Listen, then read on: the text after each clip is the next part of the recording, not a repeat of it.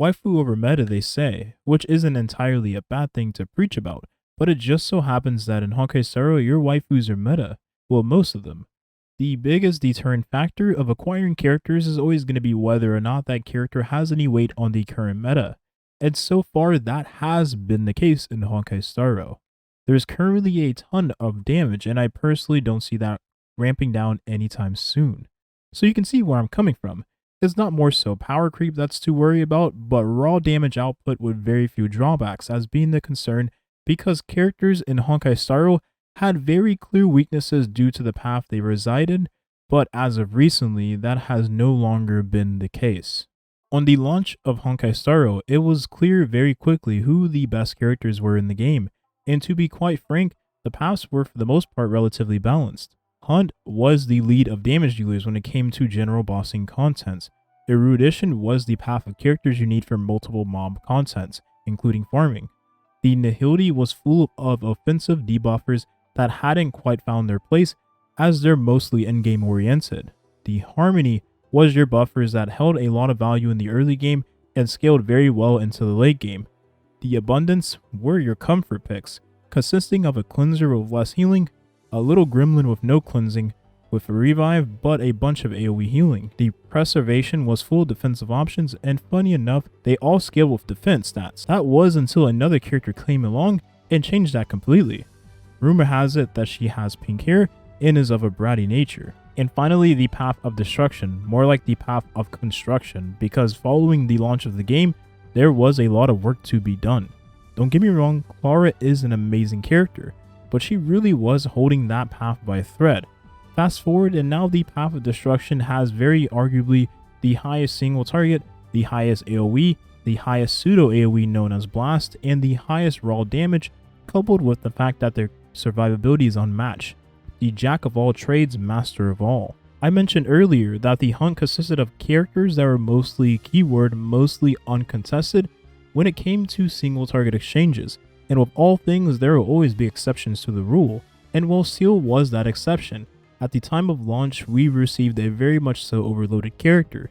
The best way to describe this situation is Genshin Impact's launch following Venti, but then again Seal is definitely looking to last a lot longer. Following Seal, we then received a very powerful AoE damage dealer, and at the time Jing was that man, putting out very impressive numbers and carrying the whole path of Erudition on his back. But as time went on, the cracks began to show. He was a character with many drawbacks. His damage was backloaded, centered around a 1 to 10 number stacking mechanic, and with his ultimate being a crucial part of his kit, aiding him with stacks towards his backloaded damage known as the Lightning Lord, he quite literally needed a battery, or the only battery we had in the game known as Ting Yun.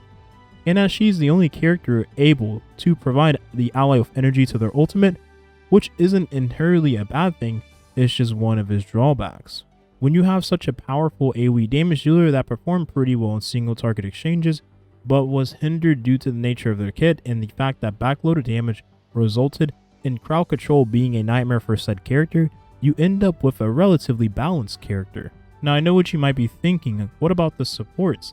And while my Bronya bias tends to show quite often, I can't deny that she's part of the problem. And judging by how long her relevancy continues to last, the pain of the day that awaits is gonna hurt. But until then, let's enjoy our favorite silver-haired Belobog princess. With Seal's permission, of course. Bronya having multiple sources of damage boost and even providing damage stats to the overall team has allowed her to continue to be an amazing support in every single team comp. But you could argue that's just due to the nature of there still not being a limited Harmony character. My only hope is that the Harmony character ends up being Quantum, because oh my do I have a place for you to be. What sets Bronya apart from her mostly is her cleanse, which is tied to her offensive supporting elemental skill that she more or less wants to use every single turn. So she's essentially what I call an abundance hybrid. I stated earlier that this was a problem, and the reason being is that going forward, cleansers in general will be less valued because a character that fulfills the role of two paths such as Bronya will always be very appealing. And it just so happens that her best team is hypercarry, which means your sole damage dealer is the only one that doesn't want to be CC'd anyways, making the Belobog princess all the more valuable. Fast forward past Jing and we receive Silverwolf, a character who may also seem overloaded, but is actually uniquely balanced, and this is due to her sticking to the script and remaining to her core identity, which is an offensive debuffing support. Although she has high numbers and fundamentally changes the way you play the game, at least she doesn't stick her hand in your bag of Doritos. I'm looking at you, Kafka. Miss Infatuate Your Man has brought about a new level of design that really questions the philosophy of overall character design in Honkai Star Rail. And I'm not talking about her appearance per se, though how appealing that may be for a boy with mommy issues like myself, she really just left an impact on the game, a very lasting one at that. First of all, Kafka is a character that applies A damage over time, dot for short, like some of her other classmates. She can then proc those dots her and her allies applied, dealing a massive amount of damage in not only single target with her elemental skill, but in an AoE setting with her ultimate as well. You can say she sounds very familiar to a character we've already mentioned before, and it doesn't help that they're the same element, with one taking more advantage of the weakness breaking effect of that element as well. It's almost as if he really was done dirty from the start. So while Kafka at her core is a Nihility character, she competes with the best erudition characters or the path dedicated to AoE damage thanks to her ultimate and powerful eidolons. And when we get access to dedicated supports for dot teams, I don't really see that issue being alleviated whatsoever.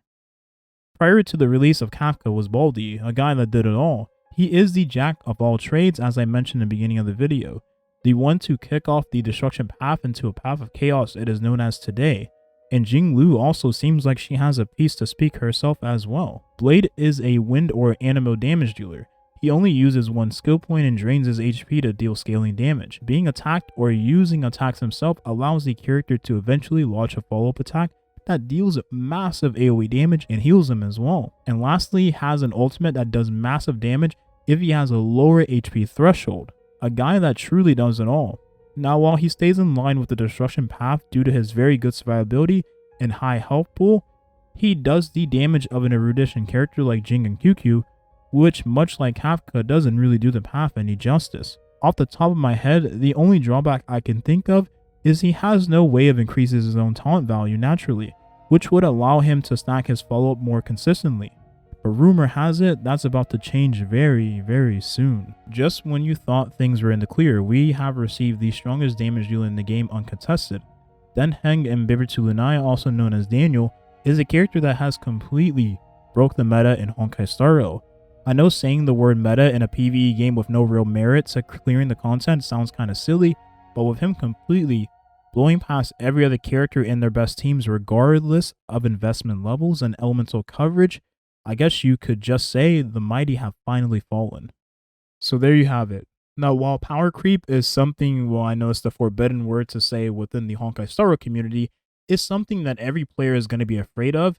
As long as you don't know that power creep is in your game, well, then Hoyoverse has nothing to fear. And I think they're doing a great job right now at really showing that's true. I mean, there is currently power creep. There's been ever since the release of Blade. I mean, it's pretty obvious. But I think Hoyoverse knows that the easiest way to trick people into believing that there is no power creep in the game is just by making more characters and releasing more characters and making sure those characters look really good. I mean, I'm sure all of us are distracted by the thighs of Topaz, or maybe it's just me. That's the video here. Thank you for watching. I hope you enjoyed. Obviously, this game isn't going to die because the characters are stronger than other characters that are released in the near future. I think that's very doom and gloom thinking. I just think that going forward, they're going to have to make characters stronger than the characters that currently exist, because first of all, it's really niche in this game being a turn-based game.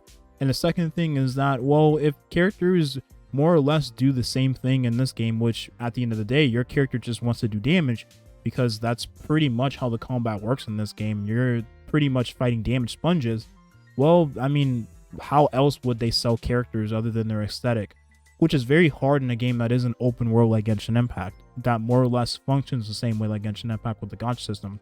But I'm going off on a tangent here. That's the video here. Thank you for watching, and have a nice rest of your day. Peace.